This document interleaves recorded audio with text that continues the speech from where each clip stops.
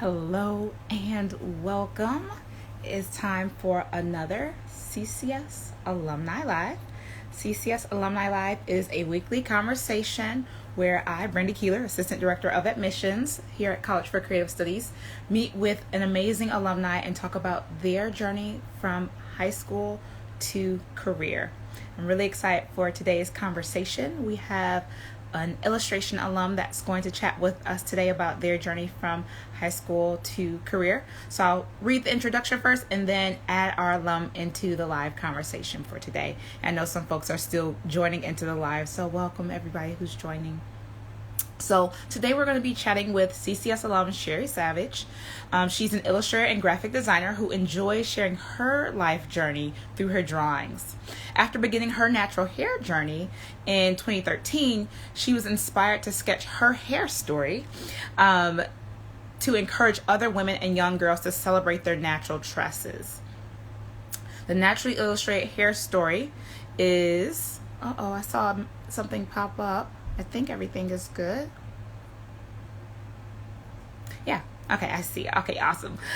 So the Naturally ILLustrated Hairstory was born in 2016, which uses illustrations as a creative tool to educate and promote self-love to Black women and children. Naturally ILLustrated is a series of black and white illustrations that reflect curls, coils, and kinky hair types, which are coupled with a number of coloring events that are coordinated for both men and women of all ages. Miss Savage and her work have been featured in the Southfield Sun, Blac Magazine, on Southfield Cable 15, and I'm really excited to welcome her to you all today. So I am going to add her to the live. And while she's joining in, hello everyone who's tuning in live.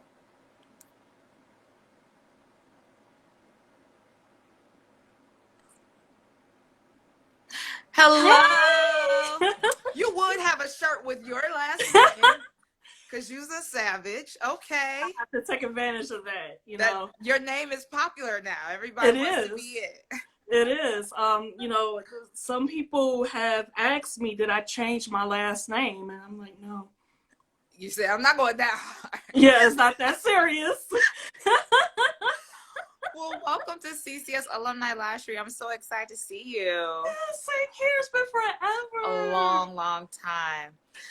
So I know I read your bio, but, I want students to be able to hear from you about your journey. So bring us up to speed a little bit about what you're currently doing in your career. I know in your bio you mentioned that you're an illustrator and a graphic designer. So are you mostly working for yourself through Naturally ILLustrated? Are you working within a company as well? What's going on for you? So I'm doing a little bit of both. Okay. Yep. So I do have a 9-to-5. I am a multimedia designer for Little Caesars Enterprises. Oh, wow. Yeah. So I've been with the company for a little over 5 years now. Mm-hmm.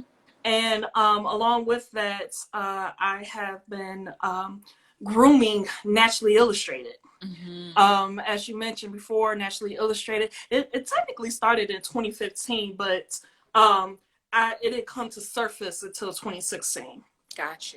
Yeah. So in between that, working for Little Caesars and Naturally ILLustrated, of course, I just try to stay creative and just kind of dip my hands into a little bit of this, a little bit of that. But, at the end of the day, I'm a hardcore illustrator. Mm-hmm. Now, tell me, as a multimedia, you said you're a multimedia artist for Little Caesars Enterprises. What kind of things do you design? Are you drawing a lot? Are you using graphic design more? What are you working on? So it's exactly what it is. It's multimedia. So I'm doing page layout and design. I'm doing videography, photography. I may do a little bit of illustration, but yeah, it's everything. We have to be multifaceted in the department that I'm in. That's awesome. Yeah. So, illustrators, multifaceted artists, and you're yeah. proving, in my career, I'm doing it. And running a business, that's something that I'm finding a lot in these alumni interviews, is that folks, whether they're, working a 9-to-5 or part-time, they are doing their own business, Mm-hmm. So tell me a little bit more about what you do with Naturally ILLustrated, because I know it's more than just, the illustrations. This is a whole platform. Tell us a little bit more about what you do. Yeah, so what happened was I did the big chop in 2013. So that means I chopped off all of the damaged hair. I didn't have a relaxer, but I had a lot of heat damage. and I wanted to illustrate my natural hair journey. And in 2015, I decided to create these illustrations. I don't know, it was just like one day I just kind of woke up and said, okay, let me go ahead and use some of my filigree graffiti style and try to marry that with some figure illustration. And you know, coloring at the time was really popular, and because I've always been a black and white artist, I said, okay, you know, this is kind of a cool way to market my illustrations. And in 2016 is when I self-published my book, and then I had my first coloring events at Good Cakes and Bakes on Illinois in Detroit. We got a lot of people to come out. I want to say it was about a good 300 people. That was very unexpected. Yes. Wow. So that was an amazing event. I knew it was going to trend because, again, at the time, adult coloring was extremely popular. I mean, it's still popular now, but, you know, it actually came to surface, in 2015? Yep. And then it started to escalate from there. I want to say my biggest event was at the Charles A. Wright Museum, where I had over 500 women to attend. Yeah, so it was pretty awesome. Yeah, people, we were actually overflowing into other rooms in the basement. Wow. So it was pretty amazing. So yeah, so it was one of those things that the coloring events started to get really popular. But I did have to fall back from organizing the event so I could focus more on the illustration part, because event planning is a whole nother beast. Yeah. And for the most part, I was doing everything by myself. Sometimes I would get volunteers to help, which was awesome, but I had to kind of reevaluate what my focus was. Yep. Yeah. So that's really dope. I've seen images of the events, but I did not know the scale of how many women and people were coming to color illustrations that you created by scratch. Now tell me this, because I feel like there are a lot of artists out there that take a part of their life story or their life journey and they put it into their art. Like, that's common. It motivates us to create. What motivated you to build a whole business model event series? You have like processing pillows and color. Like, what motivated you to make an entire business around it versus just a piece of art that represented what you were going through? You know what? It just naturally grew into that. It was never my plan for it to evolve the way that it did. And I'm grateful for it, because again, I've established a brand that people recognize. I know sometimes if I'm in Detroit, people are like, aren't you Naturally Illustrated? So it's pretty cool. And I get a lot of mothers especially just thanking me, because again, I'm celebrating our culture. And I'm embracing our hair. And, you know, that's always been a struggle for Black women, to be able to just accept our hair the way that it is, the way that it's growing out of our scalp. But also, along with that, like I said, there's an educational aspect to this, because all while I was going through my natural hair journey, I was doing a lot of research. And even in my first coloring book, I do have some recipes in there, as far as flaxseed gel and shea butter. So it's one of those things that, you know, I want people to not only celebrate it, but also educate themselves, because it's kind of hard to be excited about something that you could get so easily frustrated with. And so hence my scarf, so I understand. Right. And look, I was sewing. I was great. The thing is that the one thing that I want, you know, people, especially just the Black community, celebrate however you wear your hair. That's what's so beautiful about our hair. It's so multifaceted. Whether you do wear a perm, a silk press, sew-ins, box braids, afros, however you rock your hair, rock it, celebrate it, embrace it, and just claim your identity. I have no problem with putting a sew-in. I've been so busy, I have not been able to take care of my hair the way that it needs to be taken care of. So I'm like, okay, we're gonna put it in the sew-in, and we're gonna just keep it moving. Yep, we're gonna just keep it moving. We're gonna let it be, and we'll address it at a later date. Because right now I'm thinking about locking my hair. Oh, I don't know. Yeah, that's a journey too. That's a whole journey. Yeah. Yeah, because you had locks before. Yes. Yeah, I remember that. Yep. Yeah, but I think it's powerful, and I bring this up a lot because I want to hammer home this point for students. You know, anybody who's learning, but specifically for high school students, that your career, your purpose is a combination of multiple things. I know a lot of students, they think about like, I love art, so that's what I'm going to do. But you bring your whole self into your art. So for you, you know, your natural hair journey is your hair and your identity, your knowledge, like all of that is going into this work that you're doing with your business. And so there are overlaps, right? There are things that you are expert about or passionate about that aren't art related, but your art can bring those to life. And then, like you mentioned, you know, go into a room of 300 or 500 people and bring your passion to them using your art. So I think it's powerful that you're using your creative skills to educate, to inform, to inspire. It's amazing. That's the whole, to me, that's why I do what I do, is to help students figure out how they can do that for themselves and their passion. So thanks for being an amazing example of what that looks like. Thank you. So tell me a little bit, I know you mentioned how busy you are right now. Tell me a little bit about what your day-to-day looks like as an artist and designer. Is it the same every day? Is it very different? Are you in the same location? Like, I know we're in a pandemic, so it's different for a lot of people now, but what does it look like for you day to day? So I'm going to talk about currently, because it has drastically changed since the pandemic. Before, I was in the office setting, commuting to work 5 days out the week, and then you know, coming home, I might illustrate, I might have to get ready for the next day. Now, since the pandemic, I'm working from home. I've actually gained a lot of my time back, and not just from my commute to work is not far. It's only about 20 minutes. I actually gained my weekends back. Yeah, so, you know, before I'm using my weekends to get ready for the work week. Now I don't necessarily have to do that. I'm like, okay, I don't necessarily have to meal prep, or I don't necessarily have to do laundry to make sure I'm up to dress code. You know, I actually, not to say that I slack on my chores, but it's a little bit more relaxed.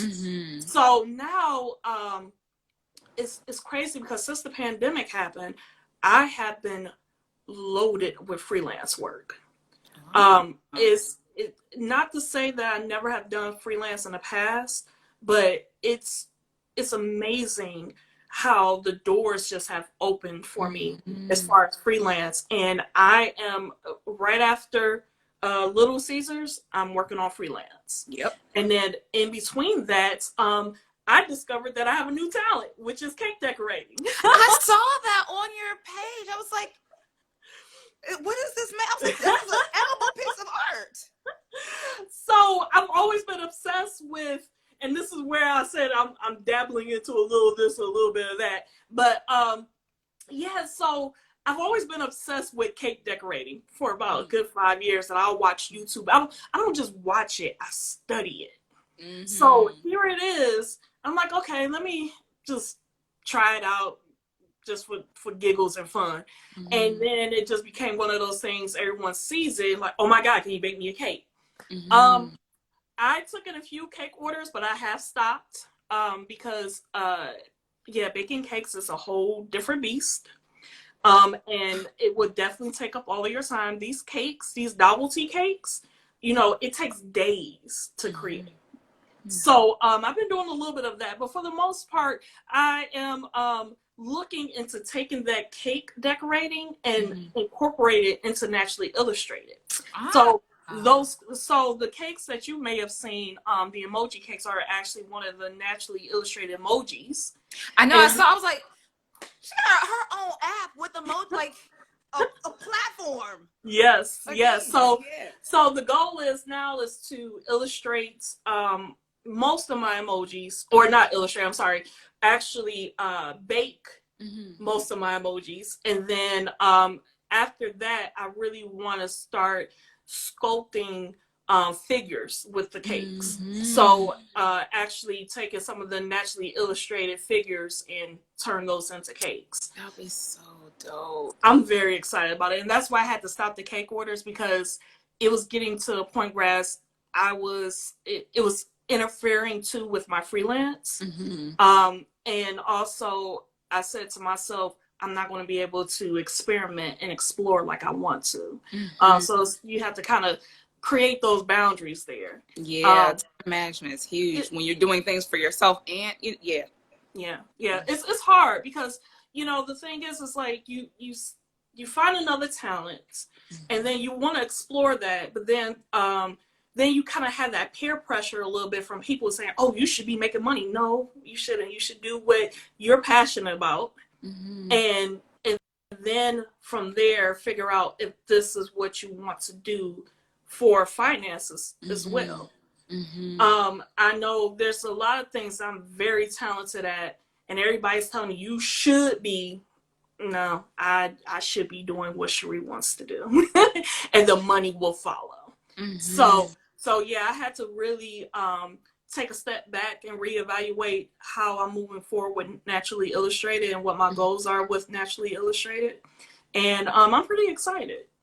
I'm excited for you. I feel like you are one of those people who you can turn anything into anything. You know, whatever you want to do is going to manifest and be big.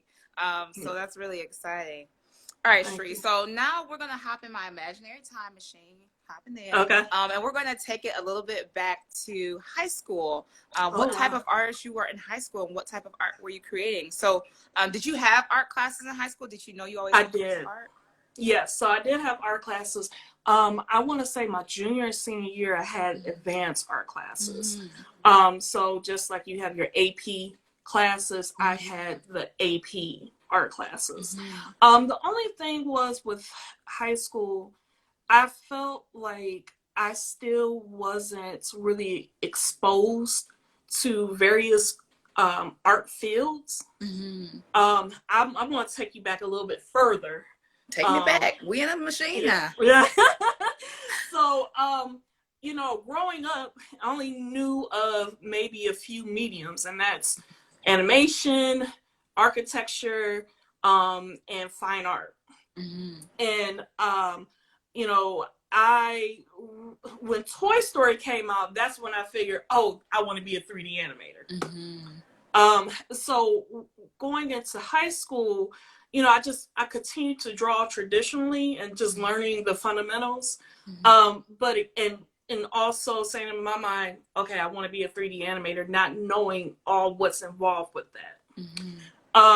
So in high school, again, I just took as many art classes that were offered to me. But again, it really didn't expose me to other opportunities. I've been drawing since I was 3. So, you know, I just kind of came out the womb with the pencil in my hand. It was just a matter of really just knowing how to cultivate that. And that was one of the things that I know that my parents, they tried, but they didn't really know. So when my freshman year at CCS, yeah, that was an experience. Awakening. I mean, you know, I thought I was good. Not to say that I wasn't, but yeah, there were definitely some other talented people who had a lot more experience than me, especially on the computer. You know, and that was another thing too. Here it is, I want to be a 3D animator, and I could barely navigate through the interface on a Mac computer. So 3D animation made me cry. I was almost finished with the animation department, and with CCS, I didn't know that you can have a minor until maybe a couple of years in. And I said, you know what, I really need to, and I didn't know anything about illustration. So it wasn't until I started to learn a little bit more about what illustration was, and I'm like, oh, I think I need a minor in this. And I was, God, I could have done a double major. I was that far into animation. And I think I was like my 3rd or 4th year in CCS. And I took my first illustration course for my minor in the summer. I can't remember what year that was. And my teacher, it was a figure drawing class. My teacher just looked me in the eye. She said, "Sherrie, you are not an animator. You are an illustrator." Mm-hmm. So I switched the two around. And my major became illustration. And I want to say the last 2 years at CCS, I mostly just took illustration studios because all of my other requirements were complete. Mm-hmm. And that's how I, graduated with the illustration degree. Mm-hmm. Not to say I don't love animation, because I do. Matter of fact, I want to kind of dive back into that a little bit. But that's cool to hear, because I like these conversations, because we see that journeys look different for different students, and we have different things that inspire what we may think we want to do in our career, right? You see something that you like or you appreciate, and you're like, I want to do things like that. And then once you try it is when you learn, the nuances of it. And I think that's one of the reasons I tell students to check out opportunities. Like you said, your parents, they tried to help, but they only knew so much. And then even within high schools, everybody's high school doesn't have all the same opportunities or classes and things like that. And so that's why I always encourage students, like, look into pre-college programs, look into talking to people in the industry, watch these conversations, like learn as much as you can about the industry, because it can help you make that decision a little bit clearer. But it worked out well for you either way, Right. Yeah, no regrets. It was definitely a learning experience. No regrets at all. Yeah. That's positive and wonderful. So, and you may already have answered this, but tell me this: when you were in high school, if you picture what you were going to be like or be doing in your career, do you feel like you're there? Do you feel like you're further? Like, where do you feel in comparison to your high school goals? I am complete polar opposite of what I thought I was going to be doing. I thought I was going to be in California, in an art studio somewhere, drawing. I always knew that I didn't want to stay in the studio. I just wanted to have the experience and then eventually become self-employed. And not this. So the self-employment is still a goal of mine. But as far as the career that I have as an artist, totally did. I mean, who would have thought that, you can be an artist at Little Caesars? Matter of fact, there's another CCS alum that works at Little Caesars as well. Oh, nice. Yeah, so, and matter of fact, he came from the illustration department. So yeah, I mean, who would have known? So, it's one of those things, again, am I mad about it? No, not at all. If anything, I feel like if I was in a studio setting, I would not be able to work on my personal projects because I know studio settings are extremely demanding. Yeah. So it's one of those things that, things happen for a reason. Also, you can always plan, but also just be open for change and other opportunities. Because even though you may be passionate about something and you have an idea of how to get there, that pathway may not be correct for you to achieve your goal. So that's exactly how I'm just taking this right now, especially with the pandemic. Granted, the pandemic for me has been a blessing and a curse. I have lost a couple of family members during the pandemic. But on the flip side of that, I've also been able to, again, since I'm working from home, gain a lot of time to be able to explore other art mediums. And that's baking, cake decorating, ironically. So yeah, I mean, at the end of the day, you don't know. You don't know what life is going to give you. And that's okay. Just be open. Don't have too many expectations. Just want the best for yourself. Have a plan, and just allow yourself to just live your best life. And that's what I'm going by at this moment.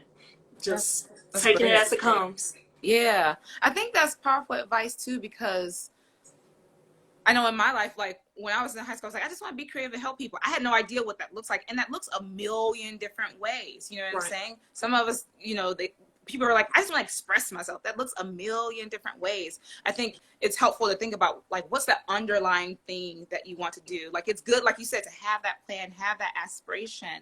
but also like, what is the like, if that's the means, what's the end, right? Like, what do I want to wake up feeling like every day, and what allows me to do that? Because I'm like, how many high schoolers are out there just thinking like, yeah, I can make a coloring book and a coloring series and my own emojis, and like hundreds of people come, like, that's not something that we think about as a career path, and life will take you those places, you know? So that's powerful. So tell me one thing that you would say you learned or gained from CCS that really changed your life or your way of thinking. Oh, good Lord. CCS taught me a lot, Lord. To have a thick skin, good Lord. The thing is that art is very much subjective, and art can look so many different ways. It has so many different meanings. And the thing is that just be confident in what you're doing. That's the, I want to say that's the biggest thing. You know, a lot of people, I know they'll probably say they're not good enough, or they're trying to copy someone else's style, and they kind of feel overwhelmed or defeated.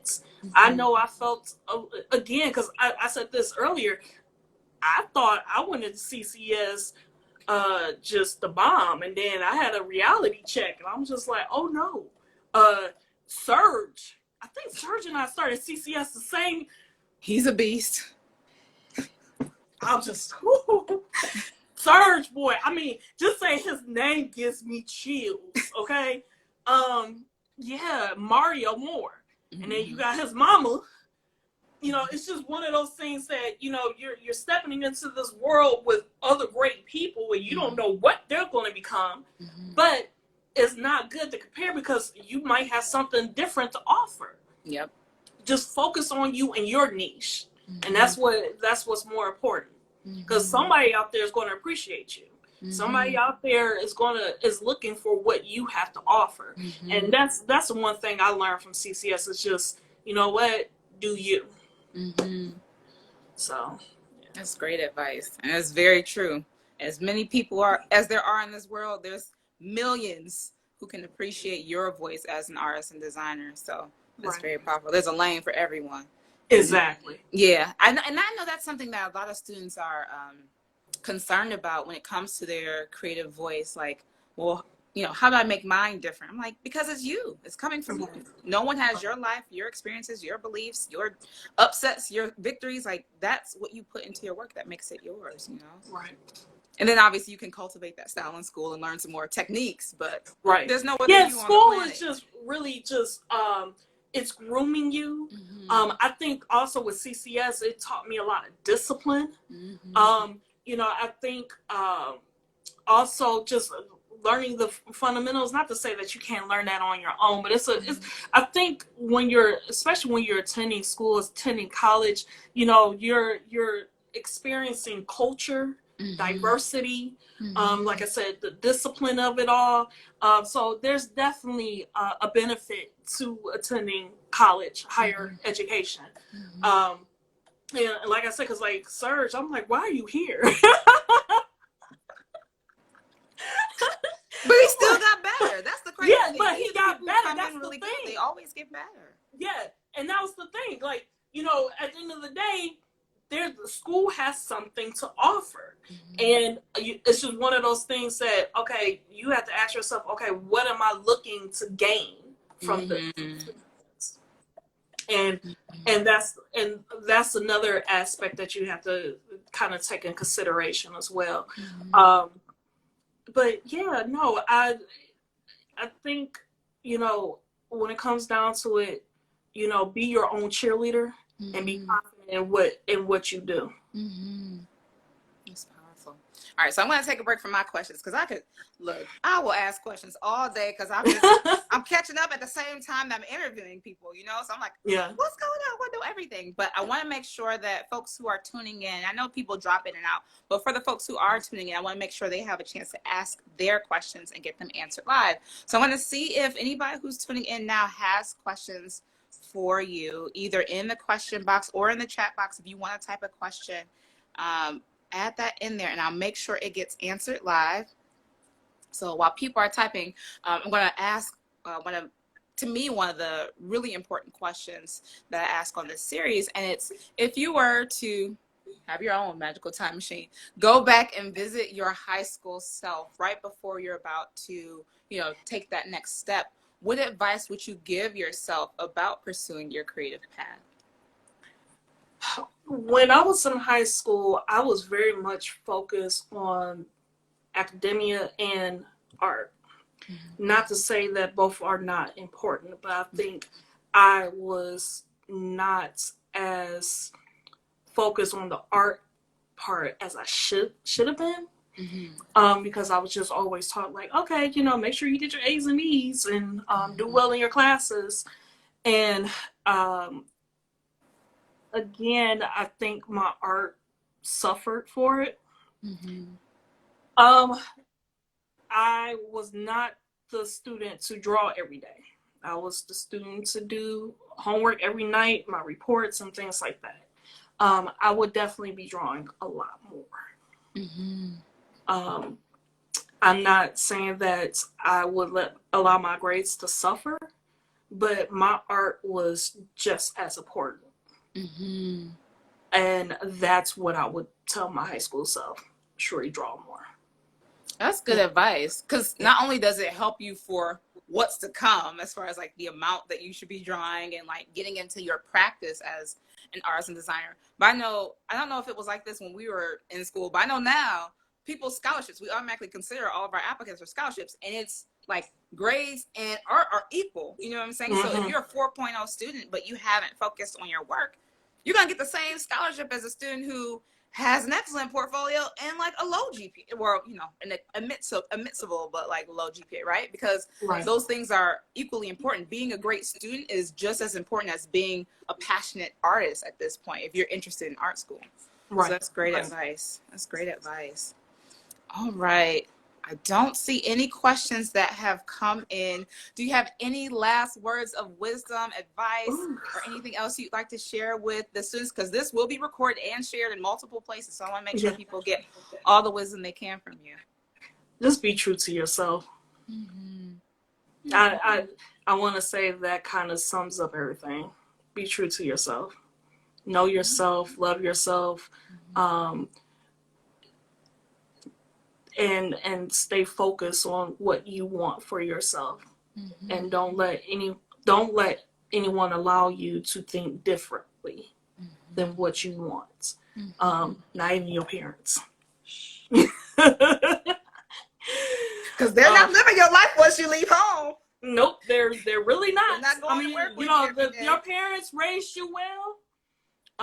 It should be one of those things they should trust you, because again, it's a different time for all of us. I know when I was in high school, I was on dial-up internet. All of this did not exist. Yeah. So I can only imagine when I have my children, how much more advanced technology is going to be, and they're going to be more knowledgeable in their time than I am. Mm-hmm. And I'm going to have to trust that they know what they're doing. Because I can only give them so much advice. Mm-hmm. So yeah. That's powerful advice. Sherrie, I love you. It's been wonderful talking to you and learning about what you've been up to from high school to career and beyond. So the last thing I want to do is, before we get off the live today, how can students and people tuning in find more about you, your artwork? Where do we tell people to go and find more about you? Right. So Naturally ILLustrated. You can find Naturally ILLustrated both on IG and Facebook. naturallyill.com. That's where you could buy some of my coloring books. Get some books. Yes, I have downloadables available as well. And then SherriesSavage.com, which is my portfolio. Mm-hmm. Yeah. And then if you need to reach out to me, again, there's the social media platforms that I just called out. And also, there's contact in my website page.